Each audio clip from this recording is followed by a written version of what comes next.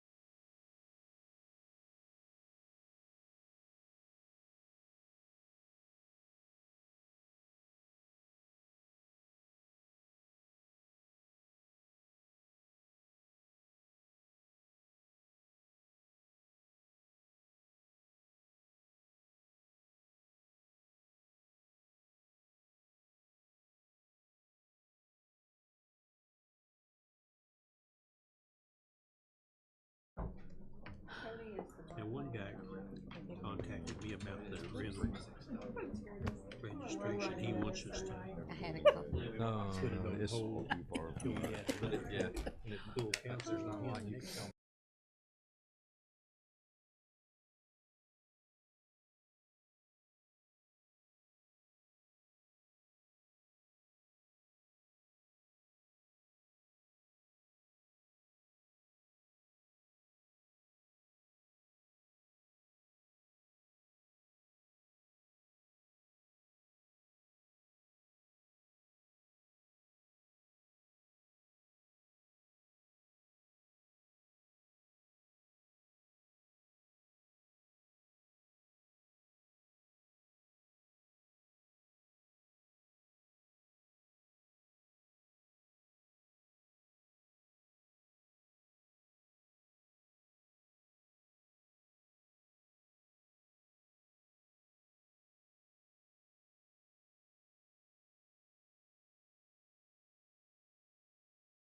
She said you get all negative people talking, which would be probably better. People are pretty negative.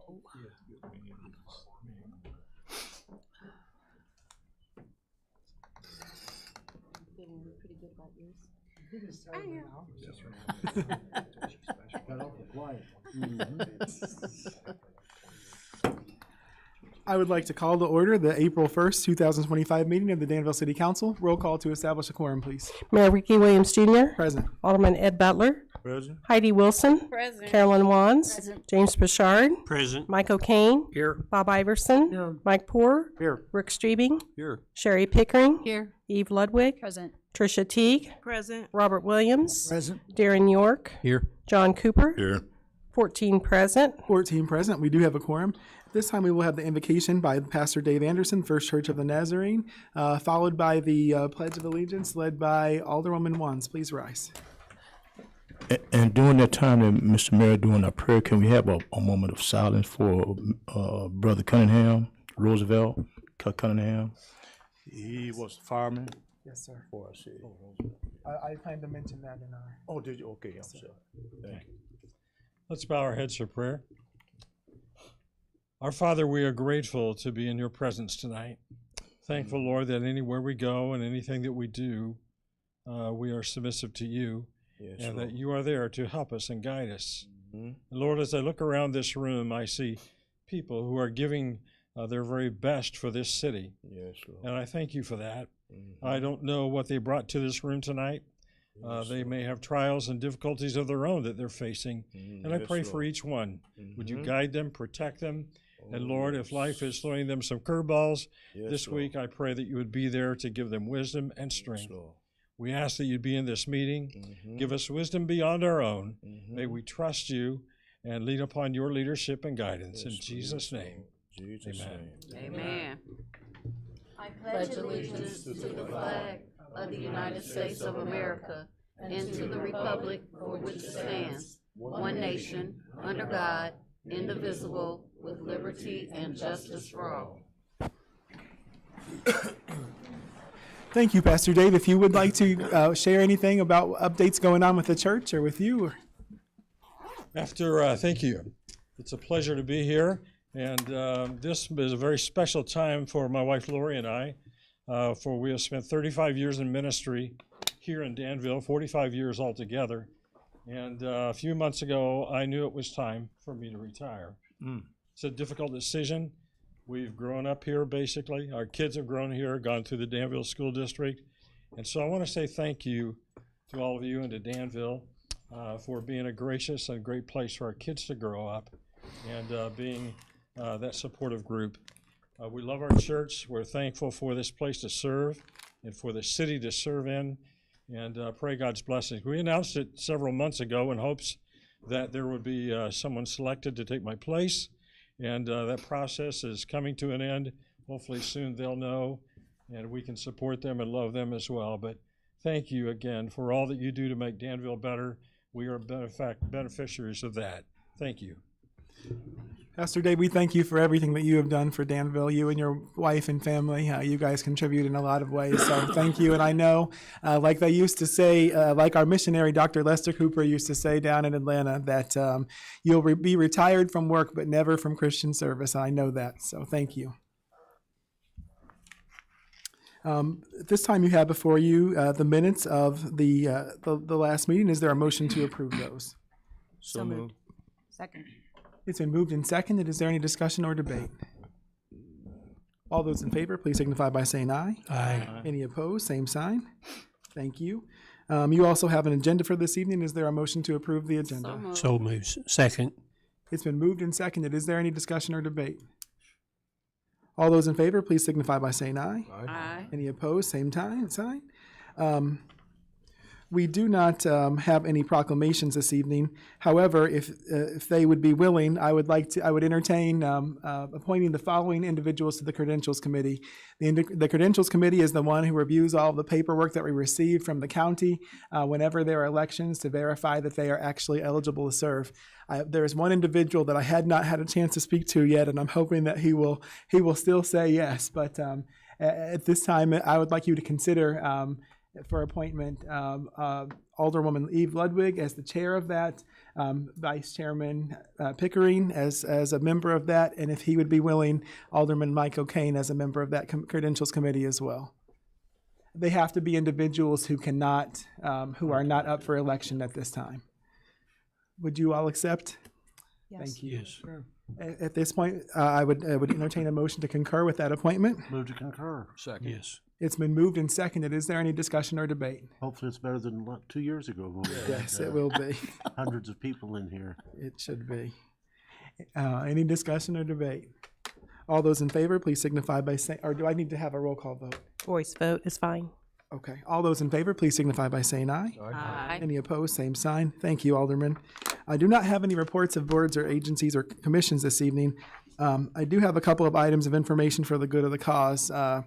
First of all, very sad to report to you that we lost two people who are pillars of the community. I'm sure we've lost more, but these are two that I know of.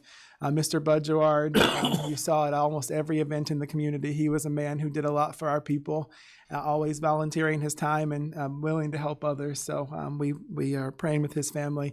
And also our retired firefighter, Mr. Roosevelt Cunningham. He's also a gentleman who did so much for this community. And our prayers are with Miss Leslie, Mrs. C, as I love to call her, and the rest of the family. So please, if you know either of those families, reach out to them and express your condolences. But also, if there be anyone else, it says to weep with those who weep and mourn with those who mourn, and we do that today. On a happier note, I'm hoping that you all might be able to join us downtown this Friday. We have our fun run, which is Super Mario themed. We're going to have a good time, and it's a 5K, so there's still time to sign up if you would like to, and we are also accepting on-site registrations. Madam Clerk, at this time, do we have any petitions, communications, and audience comments? Yes, we do. Has everyone had a chance to complete a yellow card who wishes to speak this evening? Okay, thank you. When I call your name, please come to the podium. You'll have 3 minutes to speak. First, I have Muhammad Abed of Danville, and he doesn't have a subject matter. If you want to go ahead and come to the podium. Just as a reminder, you have... Yeah, how you doing? My name is Muhammad Abed. I have little problem, I think, with the Spectre. I've been dealing with him 6 months. I never get result with the problem. I have the property 101 North Gilbert.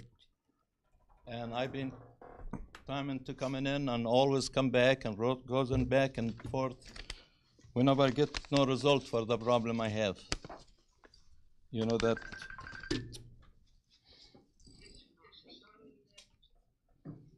And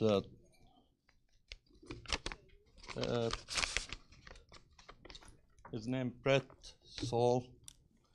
And the property above the roof, I have the Spectre for the electrician and all approved and the sewer, everything done except him. He told me the roof and, some guy, he did it for me, not doing the roof, he just repairing the roof.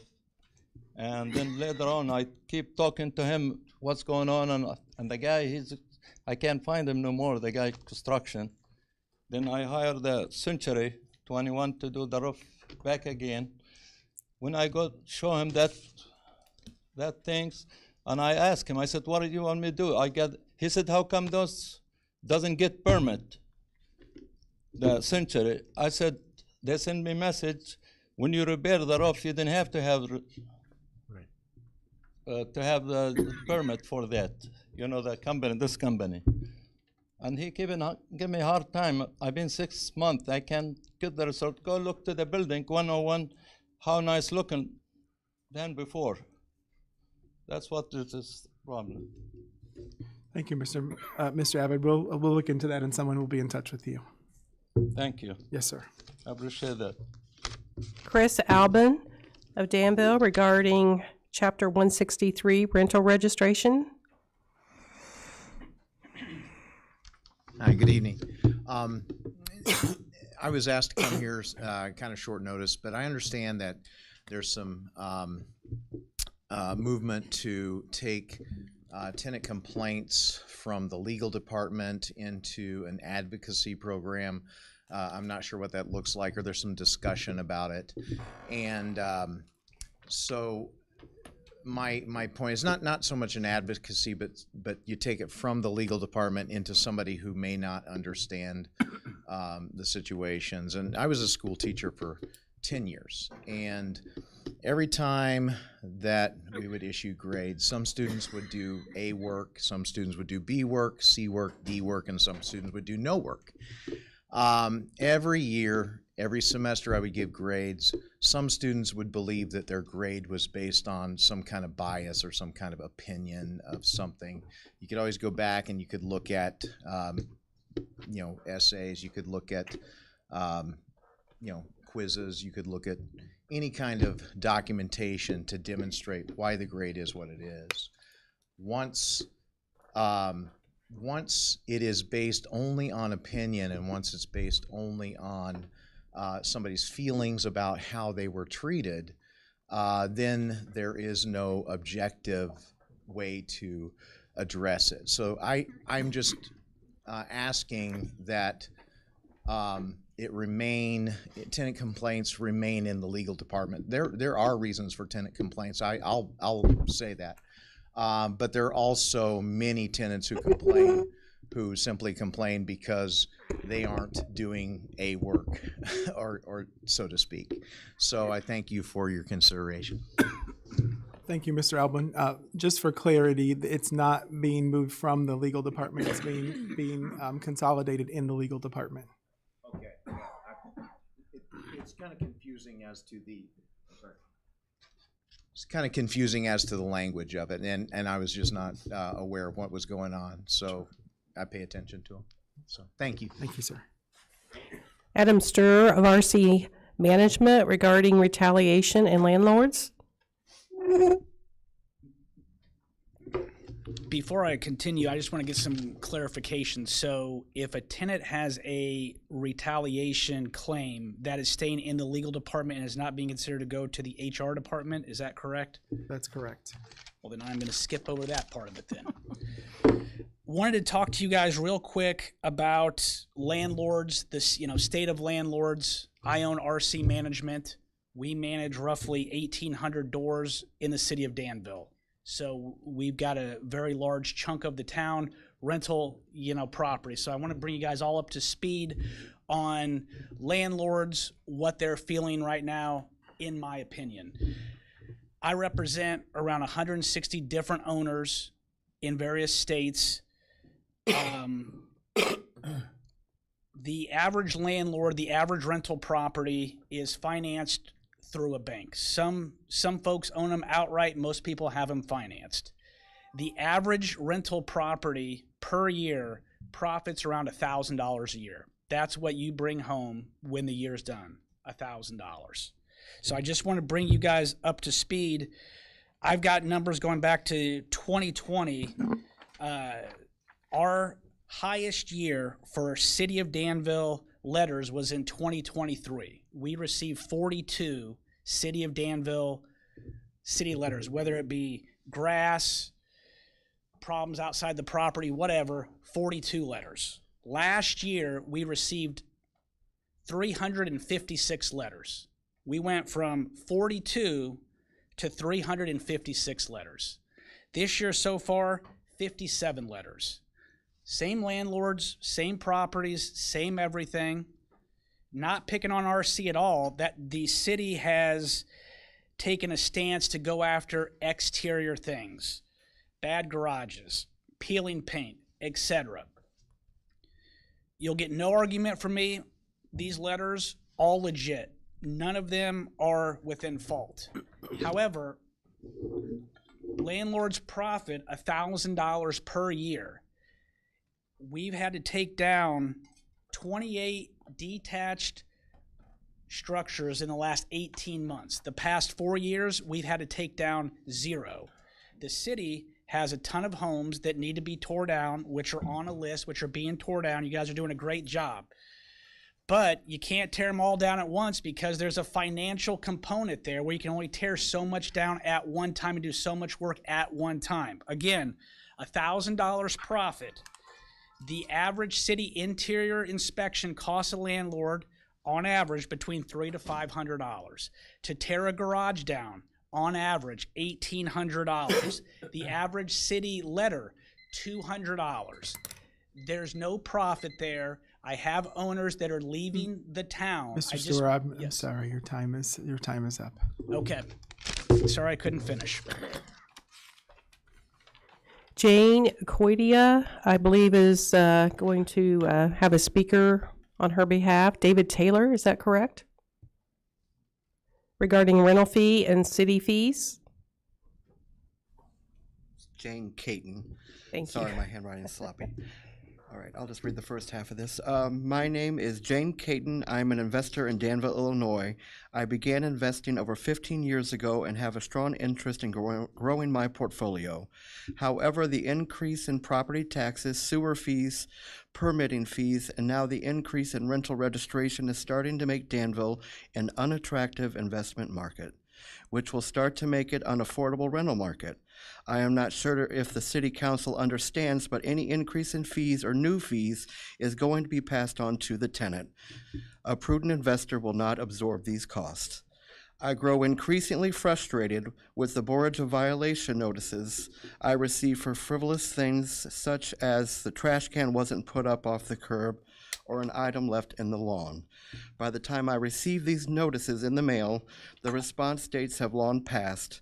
These types of violations should be sent directly to the tenant as they live in the home and are responsible for these types of items outlined in the lease agreement. All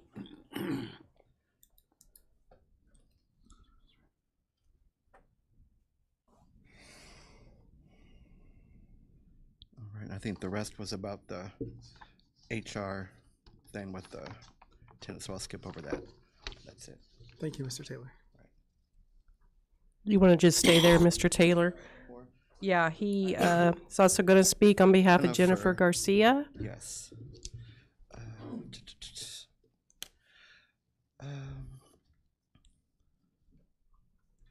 I think most of hers is basically about the they were under the impression that HR was going to take over the tenant complaints, but that's already been addressed.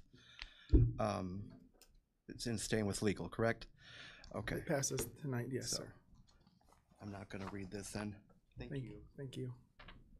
Aaron Troya of Danville regarding city complaints. Good evening.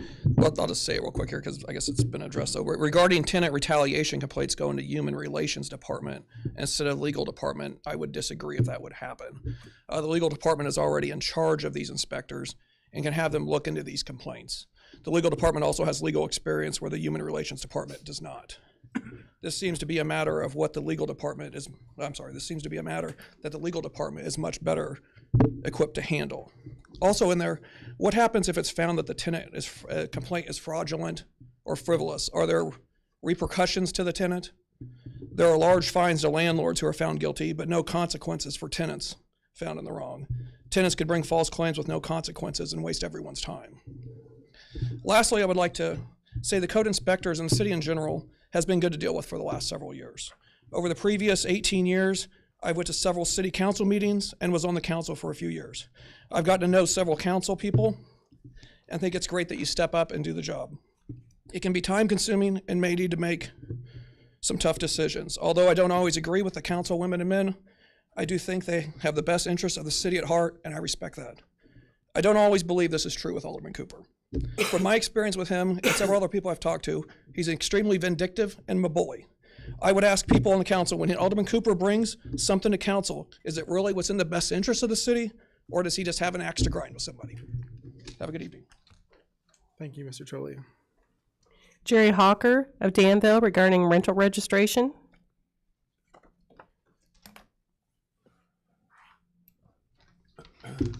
Good evening. I'm talking this evening with the Danville Area Landlord Association. And I really come to you guys with a heavy heart tonight because for the last almost 25 years, there has not been one ordinance relating to landlords that the Danville Area Landlord Association was not involved in, or at least talked to. We still really don't know what you're voting on tonight because just a few minutes ago, they finally showed me where the resolution that you're talking about tonight is. So I think that's really disheartening because we have been involved all the way along. Absolutely said nothing about this one. The problem that I do have in general with the housing ordinance is on the internal inspections. And I will tell you, I've had a couple, and I have no problem when there's nobody living in them. They've all passed. I have no problem if a tenant calls for a complaint with your inspectors come in. Where I have a problem is there's a Fourth Amendment to the U.S. Constitution that you can't just come into a person's property because you want to. And that's what you're really doing. If the tenant doesn't want you in there and the tenant has not filed a complaint, I don't think you meet the law. I mean, somebody's got to stop this kind of stuff all the way. It's nothing but being bullies. And I commend Mr. Alderman Cooper because on the complaint that we've been dealing with, he is really the only one that stood up for that citizen. I really think you're wasting your time on refiguring your retaliation ordinance. You've had it. It's been there for months and months and months. And the only case that's been filed with you, nobody did anything. Not one person other than Sandra Finch returned the calls and worked with that tenant. Not legal counsel, not the mayor, nobody. So I think that you might as well flush in the toilet because nobody's going to enforce it. Thank you. Thank you, Mr. Hawker. Gail Jocham regarding rental registration.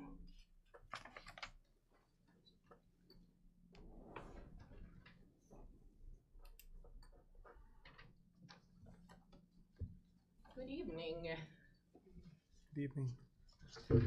This has actually come to my attention on very short notice, and so I'm not probably as prepared as I would like to be. So I am going to simply read through, starting out, some thoughts that I had here.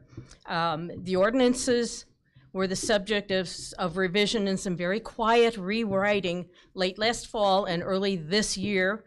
To date, the Danville Area Landlords Association has not been asked for their input. They've not been advised of the revision process or of any of the meetings, and the information has not been freely distributed. The ordinances as they have been revised or are up for revision are not easily available, no matter how hard you look.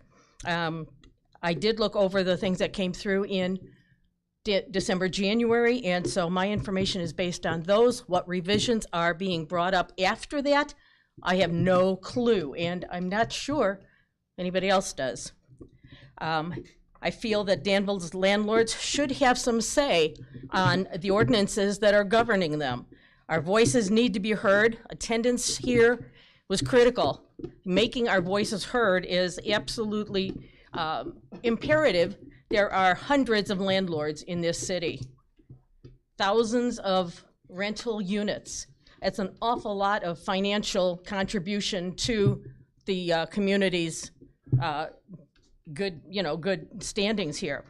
For those landlords that have just 1 or 2 or 3 units, a lot of them are feeling their voices are not heard. It doesn't matter. It doesn't count because they only have, a couple. There are an awful lot of landlords and managers managing properties in Danville. They have decent, respectable units. A lot of them, in fact, most of them, not all. There are crummy, rotten landlords, but unfortunately, it appears that all the landlords are being painted with the same brush as a stereotypical slumlord. The tenant needs to be protected from, and the landlord is not afforded any assistance in dealing with their tenants who are not good neighbors, who don't pay rent, who engage in illegal behavior, or who damage the property they live in. The penalties to landlords for attempting to rectify these are quite extreme. If you've read through the ordinances, unless they've been changed, they're very severe. Interior inspections are an affront to the tenant. Without cause, the inspections are an invasion of the tenant's privacy. It's an unwanted search. Tenants should be able to expect peaceable enjoyment of their own homes. With cause, there's already procedures in place to address the issues. If a tenant has a complaint, there are ordinances out there, there are procedures and protocols to follow to get some assistance from the city. I had no problem with warranted complaints by the tenant, absolutely. The insulting inference is that tenants are either too afraid I apologize, but your too time is ignorant up. to report legitimate issues. So I would ask that the council make those ordinance suggestions available, and I appreciate your consideration. Brenda Brown of Danville regarding Human Relations Administrator posting. Good evening. I believe this is my 3rd time addressing the mayor and the council. And I believe I said, don't take this lightly, because it's a very serious concern to me, not only to me, but to the citizens of Danville. And I believe the first time I was here, I quoted the 4-way test that Rotarians, they recite at each meeting. But it's not only for Rotarians, it's for any business, it's for any personal issue. And the first one, is it fair? Is it the truth? Is it going to build goodwill and better friendships? And is it going to be beneficial to all concerned? And my concern today is when I read a posting of the Human Relations Administrator job that has been minimized tremendously, and some going to legal, some going to human resources, which if we all would do our due diligence, I'm asking this of the council to seek the difference between human relations and human resources. The human relations has a large responsibility. A lot of it is legal. And I'm very disappointed that this job has been minimized, and I don't know why and why it's like that, because I think what had been in place before worked, but can answer that later. But right now, I'm not sure about on the our corporate counsel to advise us and things. But my main concern after seeing this posting, I've been to meetings and I have not seen this come before the personnel committee about the changes with some of the job being minimized, going to different other areas and other parts of administration for the city. So I'm very disappointed with that. I see our city going backwards. I don't see our city moving forward with these issues. I've listened to these complaints tonight, and it's all coming down to separating issues because I believe we want to control different things, Mayor, Council, and that should not be so. It should be, if you're a human resource director, be human resource. If you're human relations, be human relations. They're two different entities. Do your homework, council. Check this out before we let this posting go ahead. Now this person hired. It should have come to your personnel committee. It's not personnel, but public service committee, and then brought to the council, and it was not. but it was posted even before this meeting. And so I'm very hurt, I'm very disturbed, being a citizen of Danville, and know what has taken place with our city fathers and how far we've come, and now we're taking steps backward. Don't let our city go backwards, please, I beg of you. And I ask the city council now, if you need to pray, just pray on these issues and ask Lord to give you direction, please, and not just take what's put in front of you, please. Thank you. Thank you, Mrs. Brown. Austin Johnson of Danville regarding Danville Correctional Center. Hello, Council. I'm Austin Johnson, Vice President of Council 31, Local 2052 out of Danville Correctional Center. So this range has been closed for quite a while. And I've heard a lot of safety concerns that people are asking about. This firing range that is on grounds is facing east. It's not facing any businesses. The noise, I don't know if council, you guys own weapons, but we fire a couple weapons. It's going to be a 9mm and a .223 rifle.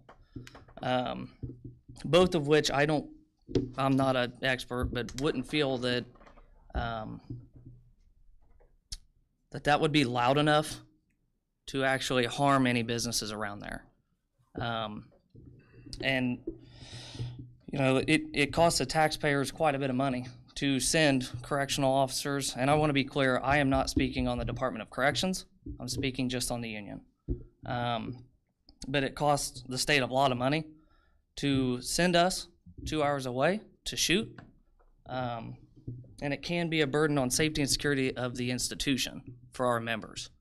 So I just ask that you really clearly think about this vote. Thank you. Thank you, sir. Jake Molenkamp regarding the rental registration ordinance.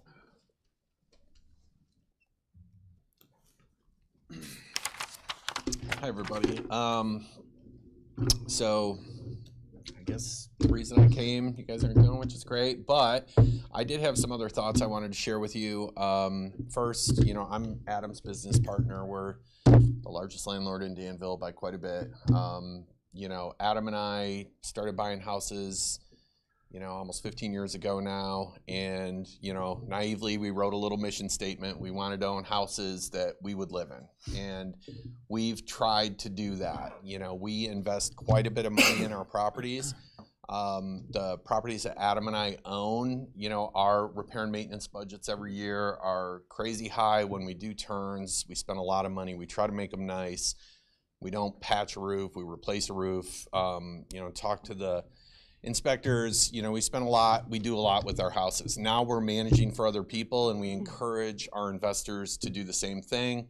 They don't all take our advice. They don't all have the money to do it. As Adam mentioned, some of them are trying to sell their houses and leave because of the burdens that the cities, you know, put upon them. But, you know, I'm just disheartened that, you know, you guys did this, didn't consult, you know, the largest landlord in town. I mean, you could listen to us and then throw out everything we have to say. I mean, that's fine, but no one called. I mean, city inspections.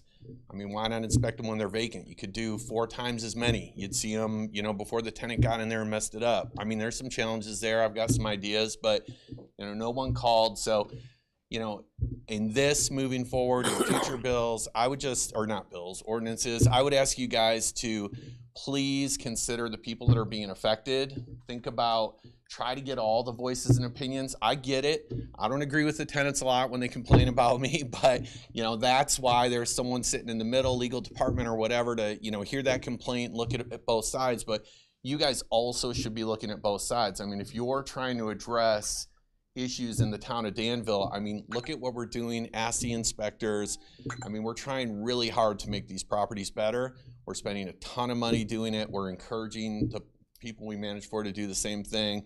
But not just this issue, you know, when you guys, whatever you're looking at, try to get all the voices, please. You're gonna get a better outcome, okay? Thank you for your time. Thank you. Thank you, sir. That's all I have, Mayor. Thank you. Is there anyone else who wishes to address the council this evening? Seeing none, item 8, we do not have any zoning petitions. However, you do have before you the payrolls of March 21st and 28th, 2025. Is there a motion to approve those? So moved.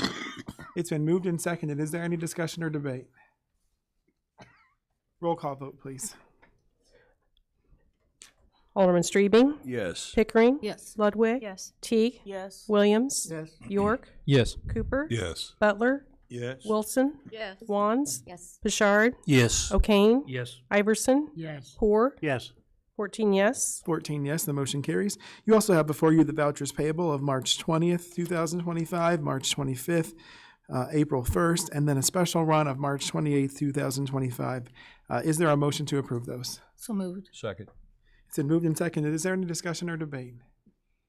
Excuse me, Mayor. Did you mention the special run of March 20th? I counted it as a regular run. I apologize. That's The okay. special run of March. So we have two special runs, March 20th and 28th of 2025, and then two regular runs, March 25th and April 1st of 2025. Thank you. Thank you. Is there a motion to approve? So moved. Second. It's been moved and seconded. Is there any discussion or debate? Remember that one caused me problems last week too. It did. Exact same one. Yeah, it did.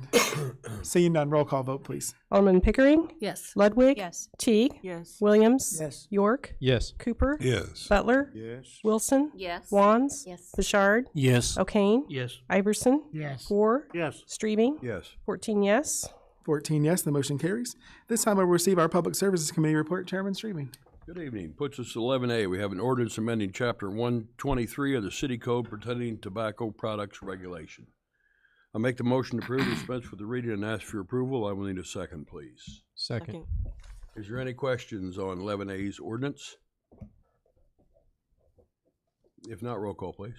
Alderman Ludwig. Yes. Teague. Yes. Williams. Yes. York. Yes. Cooper. Yes. Butler. Yes. Wilson. Yes. Wands. Yes. Bouchard. Yes. O'Kane. Yes. Iverson. Yes. Poor. Yes. Strebing. Yes. Pickering. Yes. 14 yes. And yes, thank you. The motion carries. Puts us to 11B. We have an ordinance amending Chapter 163 of the rental registration. I make the motion to approve and dispense with the reading and ask for your approval. I'll need a second, please. Second.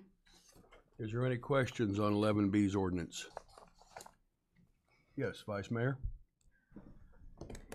So, as many of you know, I was involved in the lots of discussions and writing and rewriting of this ordinance multiple times. One of the things that came up that I sent an email about last night, and this is because I'm also a landlord,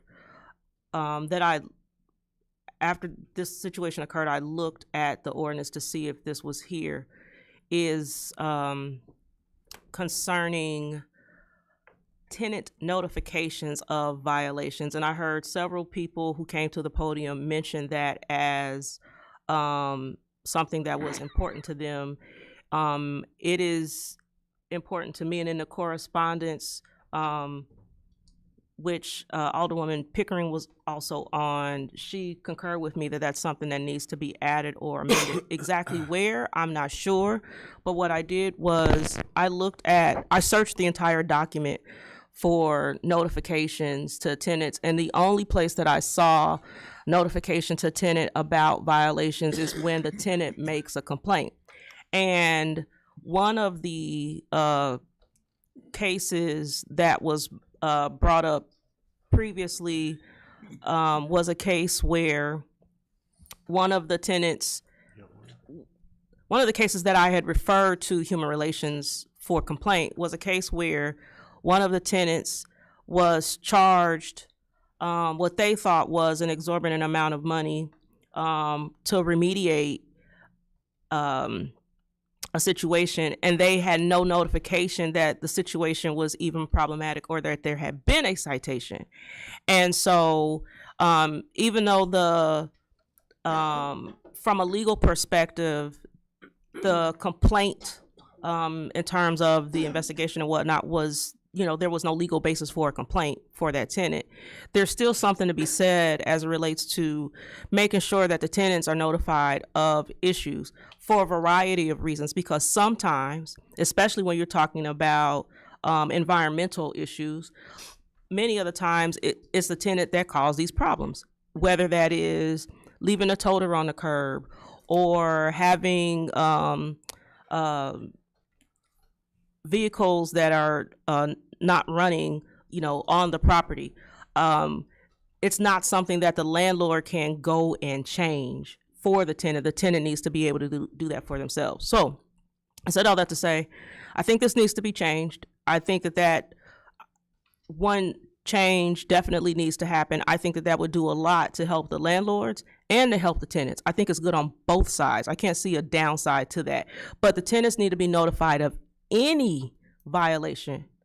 That way the tenant can take responsibility for themselves and try to remediate the violation for themselves.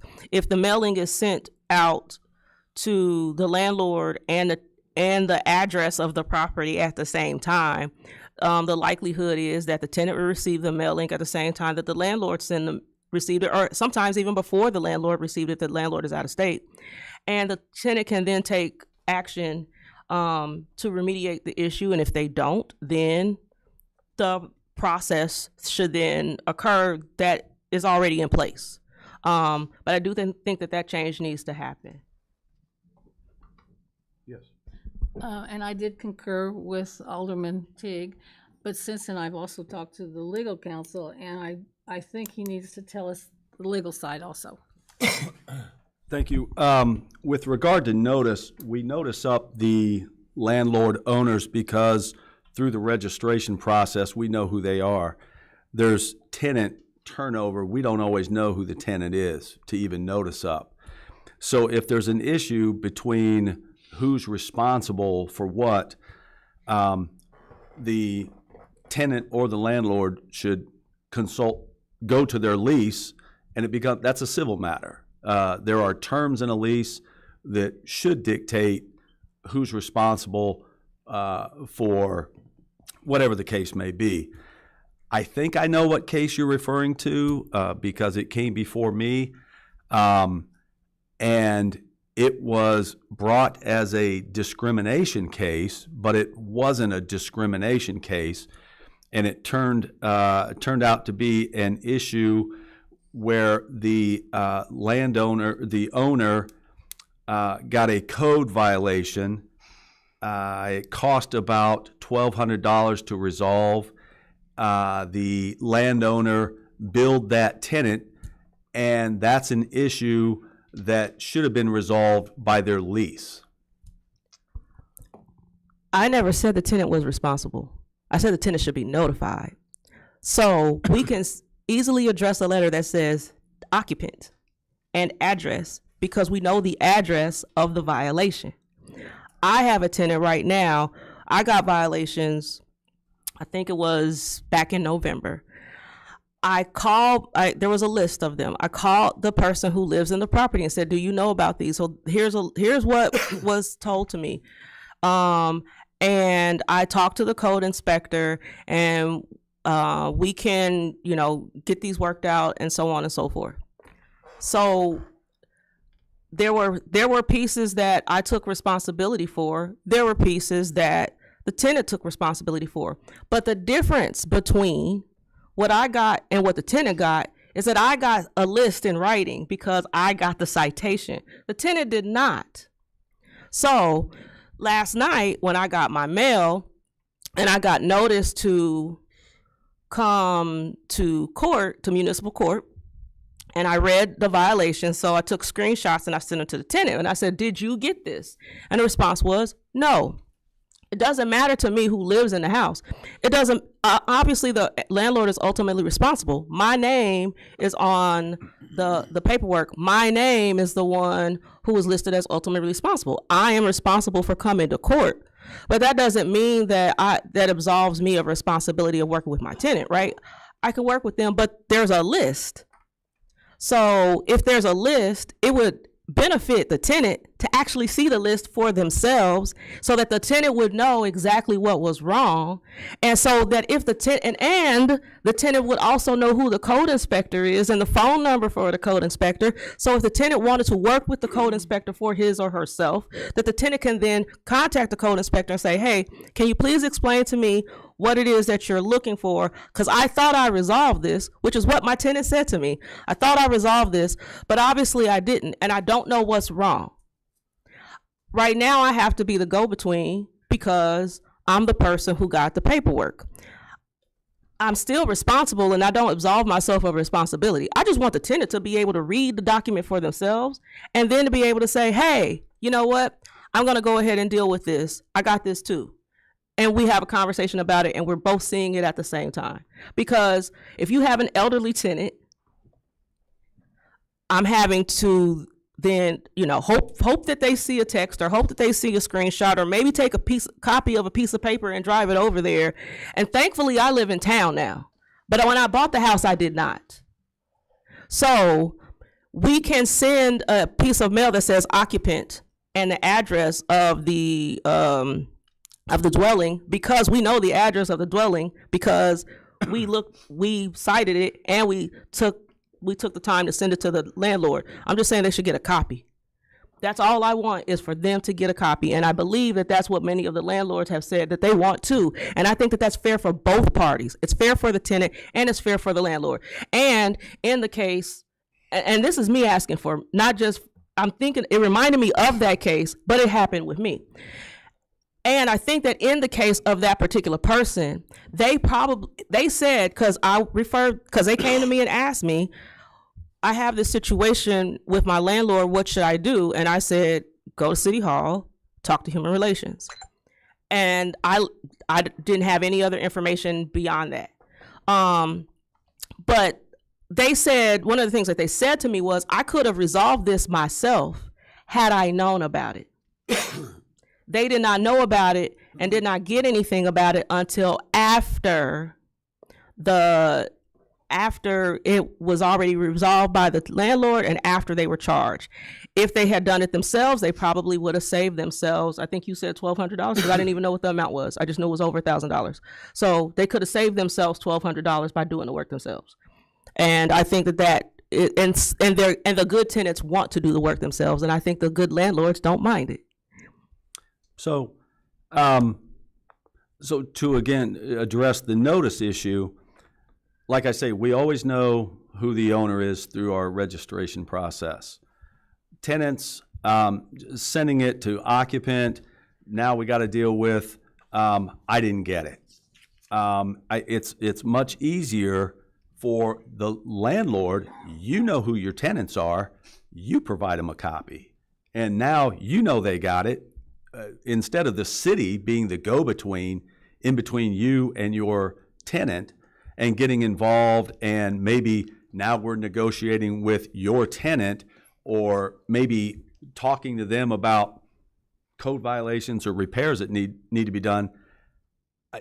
Respectfully, that's what a landlord does. Well, then respectfully, I'll vote no on the thing that I spent hours and months revising, because this issue needs to be resolved, and it falls short of resolving all of the issues in a fair way without that notification to the tenants. So if it gets voted down, then we'll bring it back again in a different way and we'll add it later. But respectfully, this is a big problem. And as a person who sees both sides, I hear tenant complaints all the time. I'm also a landlord. One of the things that we're responsible for is making sure that we look at both sides and that we address things fairly and equitably. And to me, making sure that the tenant receives a copy, I didn't say that the city had to be a go-between, but if a tenant is proactive, because in my instance, the person is buying the house from me on contract, and it's not just that I drafted a contract, we actually have something filed in the courthouse that shows that protects them. So technically, I'm the owner of record, but they actually have a contractual filing that's at the courthouse. They're buying the house. So they want to take responsibility. Now, you don't know that. You don't need to know that. The city doesn't need to know that, but it gives the person the opportunity to take responsibility. And then if they take the responsibility, whether they're acting as an agent for me, because maybe they live in the property and they're managing the property, or they're acting on their behalf, it should not matter. The thing is, the tenant needs to be notified. And I believe that that is what many of the landlords that are in the room ask for. I think that it's fair, and I think it solves both tenant and landlord problems, and it helps us resolve some of these disputes that we've been seeing. Vice Chairman? And I also agree with Alderman Tig. If we just address it to the occupant, we have done our job. That's, we've done our job, and I don't see why it would hurt to mail 2 mailings instead of 1. And that way they would know also, and we've done our job. If I may, I think that Vice Mayor Teague is onto something there, and I think it would be something that would be good if we just addressed it to occupant. I think the easiest way that we could do that, Vice Mayor, and I apologize, I've been in meetings all day, and that's why I hadn't had a chance to get back to you. But I think probably the best way to do it would just be to make a friendly amendment to say anywhere in the ordinance where it says we'll notify the owner or the management or the representative, that we would then notify the occupant as well. That would be an easy way to address what you've said, I think. Everybody's on the same page that way. Yep. Alderman? Yes, I have a couple of questions or reservations. Is that I noticed the cost for registration. I don't know if that's been changed or anything, and why, and what is the money used for it. And the other one is that I heard Ms. Brown said about being inclusive. Does any of, like, the president or whoever that's over the landlord committee or group, are they a part of these changes, these meetings? I will address that. Yeah. Back when they first started this, there was 2 of us, myself and Alderman Poor. Okay. And when it come down to it, we told them it's not right. You need to have the landlord association involved in it. Mm-hmm. They went ahead and voted that night. I voted no. So I didn't think it was right then. I don't think it's right now. You have to have them included. Have them included. They were included before years ago when we done this, when we first started it. I'm talking just what happened in the last 6 months to 9 months. And so when we talk about being inclusive and trying to make Danville a better place to live so that we all could get along together, and then when we ourselves are one person, change the rules or the laws, and then gonna try to throw it down our throats or throw it down the citizens' throats, I don't think that's fair. If it concerns the citizens, I mean, I don't care what it is, our citizens should be in that meeting to express their feelings on dealing with the people that we here have issues, especially this council. Should be on whenever we make a change here on these laws, especially our aldermen should be a part of that. And I know there's some aldermen were a part of this here, but were the landlords or one of them included? They were not. And why? I don't know. I asked the question. They took the vote. So I voted no. Alderman Poor. I've kind of got some history with this. Back in 94, 95, Jerry and Gail and John, this is when the rental registration program was first starting.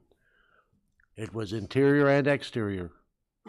And it was a screwed up mess, wasn't it? Bob Randall and myself were some of the first ones to register our properties and be inspected, and got cited for things like tenant has too many clothes hanging in the bathroom, or there's, the laundry's not folded. Dishes in you the can't, sink. yeah, dishes in the sink. You can't have carpet in the kitchen or bathroom. So me trying to comply, we took care of all that, put in linoleum and tile and everything else, and then lo and behold, we changed it to where, oh no, I guess carpeting is allowed. But long story short, shortly after that is when we formed the Danville Area Landlords Association. And had meetings, monthly meetings and different things, and had a pretty strong group of the good landlords in town. We argued a bit. We argued a bit, but still, I mean, shortly after that, the interior inspection part was ceased. It was still $25 a unit, or property, but there was no more internal inspection, just external.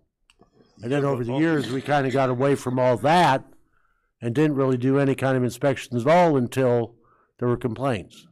Yeah.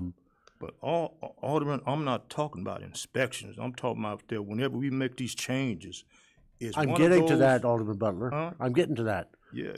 In all the other changes that have been made, representatives of the Danville Area Landlords Association have been invited for their input, taking it to their meetings and asking or getting input and answering their questions. So that has been past practice, yes. Do I have a problem with this as it is now? Other than what Alderman Teague says, I mean, I do think that the tenant has to bear some responsibility as well and be notified. Right. Not just the property manager or the owner, Right. but the tenant as well needs to be notified of their violation. Ultimately, yes, it does fall on the landlord, as does the sewer fee, the garbage fee, whatever else that, because it's easier for them to absorb that into the rent than to worry about being fined by the various governing bodies for their tenant violating what their duties and their responsibilities are. Back in the day, it was, we had to have a certificate of occupancy for every rental unit. I don't know if that's included in this. No. Where you had, after you pass the initial inspection, you would post a certificate of occupancy, just like businesses do. And then you would be put on, once you were inspected, it would usually be by the time the city was, they never did get through inspecting all the rental property, but it was projected then to take 3 to 5 years to get through all the rental property for the internal inspections. So it wasn't like they're just gonna go up and say, boom, we're marching in your house. We had to give the tenant notification for at least 48 hours. It had to be for a good, I mean, that was scheduled as after this rental inspection had been scheduled, which was in the lease that most landlords provided their tenants, that there would be internal inspections. And then, so it wasn't like you could just go knock on the door, we're gonna inspect your property. You know what I mean? So, I mean, but that was all stuff to, basically, I mean, the landlord association things we were okay with that. You know, as long as everyone was treated the same. We asked that, okay, if you're inspecting my rental property and there's an owner occupied property right next door that's in worse shape, will you please inspect and cite them as well? So, I mean, that never happened, but, It does now. It does now. But, I mean, that's just something. No, it really doesn't, because just like I told you what happened to me, I'm an inside inspector. I don't look at anything on the outside. That's exactly what that man told me. And like I also told you, when my tenant she made the phone call to change the time, it was supposed to have been Wednesday. I didn't get a phone call from the tenant because she's 75 years old and she couldn't find her phone or God knows why. I got the letter on Saturday, the following week. I was sitting there Wednesday waiting. Nobody called me. I got a letter coming. I got it on Saturday, after the fact. So, I mean, there's bugs that need to be worked out, definitely, but I think it's been a work in progress since 1994, 1995. It's undergone numerous changes over the last 31 years. 31 years, Jerry. 31 years. No wonder I've got gray hair. I didn't even recognize Mr. Albin. But I mean, this has been going before this council. There's been tweaks and things here. Do I think the internal inspection is okay? Sure, if it's fair. I mean, if the tenant's responsible, if they're the one messing up the property that's internally, they're responsible. you know, and externally as well. And, you know, and I might disagree a little bit that you only make $1,000 a year on a rental property, but that's why I got into it years ago, to have a fund to take care of my kids' college. But anyway, I'll get off my high horse. But no, the history goes with the landlord association and the city, goes back many years working together. But Mike, you'll remember they weren't asked. That's what I'm saying. Yes. That's they what I'm were saying. not asked this last time. Previously, They were not asked. And so were they asked this time? No, they were not. Okay, I say and why something? not? I don't Can know. I say something? Can I say something? Yes, go ahead. Okay, I was involved with this, okay? I did not know any of the previous things that happened, and I will take some responsibilities for this, but I will tell you, I will get a hold, anytime we have a change, I will get a hold of the president and let them know. So, sorry, that, I will take responsibility for that. So, but I will make sure that they know if there's any other changes from now on. Yes, so what you're saying, Alderman Pickering, is that you are the head of this change or this committee? I'm not, I'm on the committee. I am on the committee. Well, who is the head of this committee? There was no There head. was no head.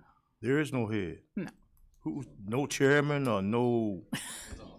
It was whoever wanted to be involved in the Exactly. conversation. Right.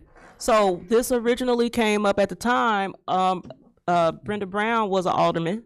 When this originally came up, this was a few years ago when it first came up, we started meeting and having conversations about if we wanted to change the ordinance, what would it look like? And then eventually, after lengthy time, we started meeting with Corporation Counsel Simon.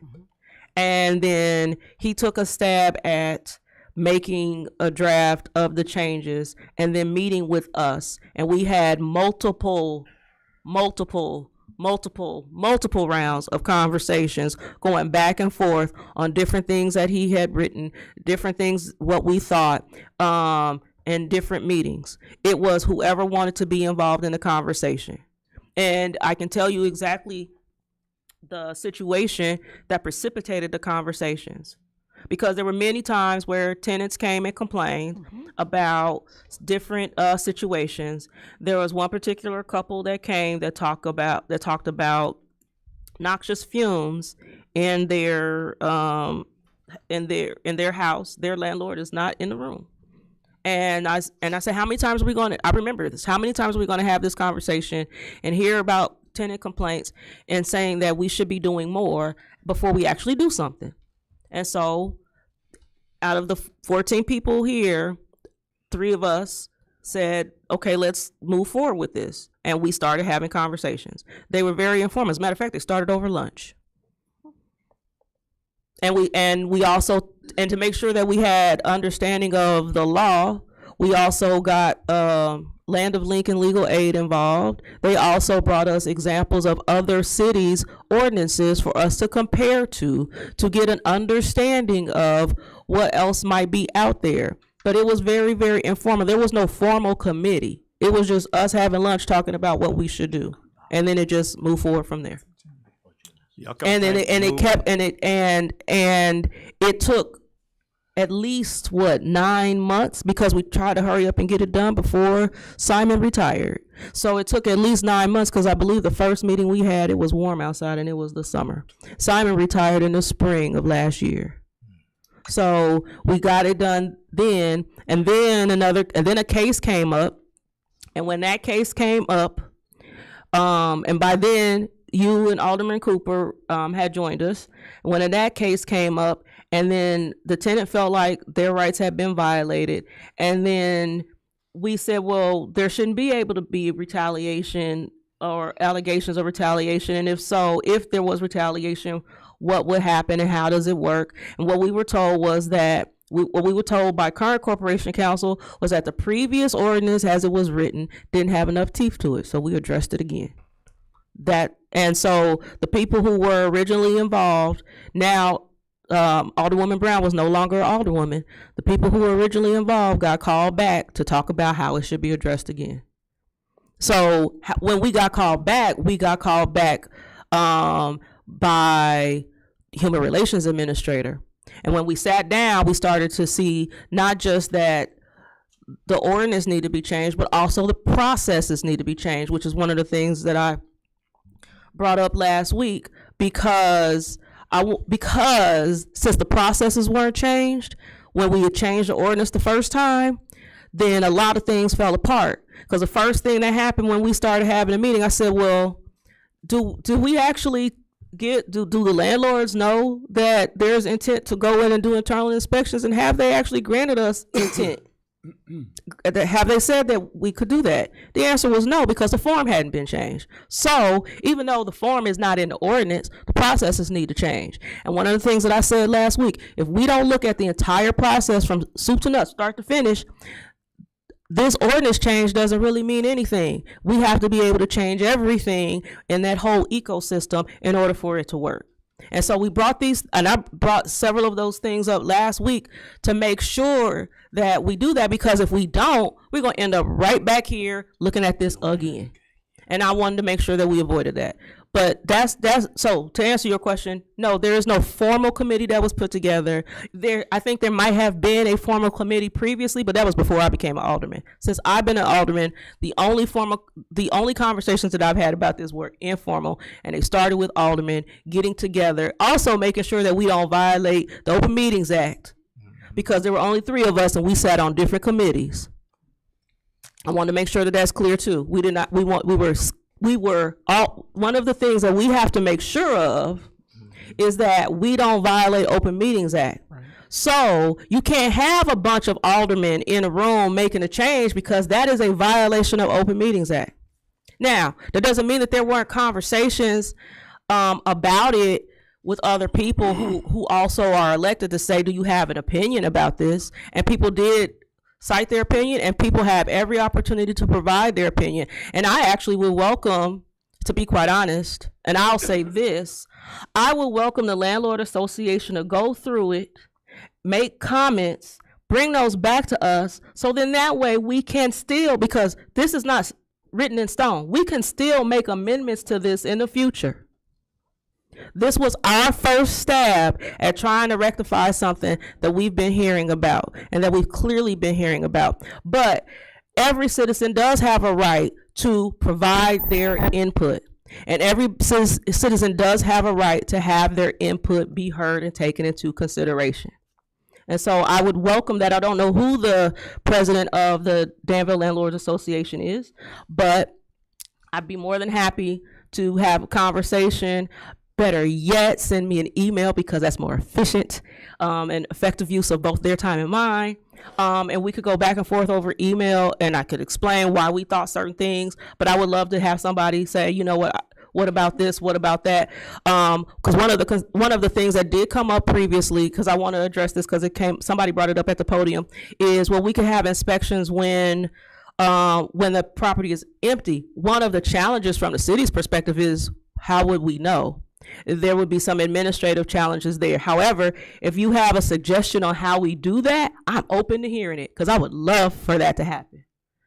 And I think that other aldermen would love for that to happen too. We just can't come up with a reasonable solution that doesn't require a lot of extra administrative work on the legal department in order to do that, to keep track of the thousands of units that we have and when they would become empty. So, but if there's something that you could suggest on that, that we could possibly put in here, I think that could be suggested. And this can change. It's not set in stone as of tonight.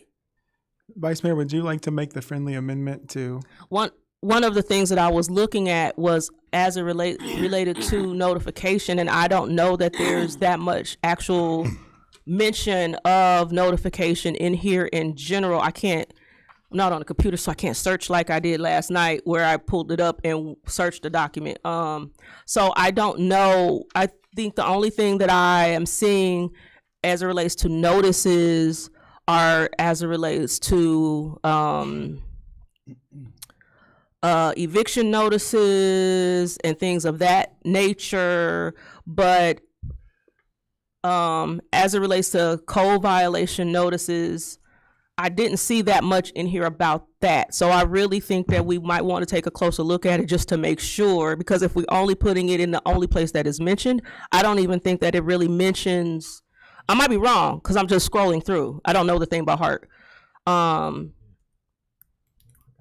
It says, in Alderman Poor is just, Chairman Poor is just pointing this out to me, Vice Mayor, in. Where is it? Goodness. Because the section that I found it in, 1603.08. 163.08. which is, what's the title? Tenant complaints. That's the only place where it is in tenant And it complaints. says the tenant and the owner and the tenant will get a copy of the complaint letter. But that's only as a result of a tenant complaint. That's my Correct. concern. Because if there's a code enforcement issue, that is not a tenant complaint. Environmental code enforcement originates with the city. And so the tenant needs to see that also. But this is only in the tenant complaints section. That's why I have an issue with it. Vice Chairman. Well, maybe this doesn't matter then, because what I was going to say, wherever a letter is sent to a landlord or the property manager, should be also sent to the occupant, where if it's any place in here. I mean, is that possible to say that? Yes, that's the.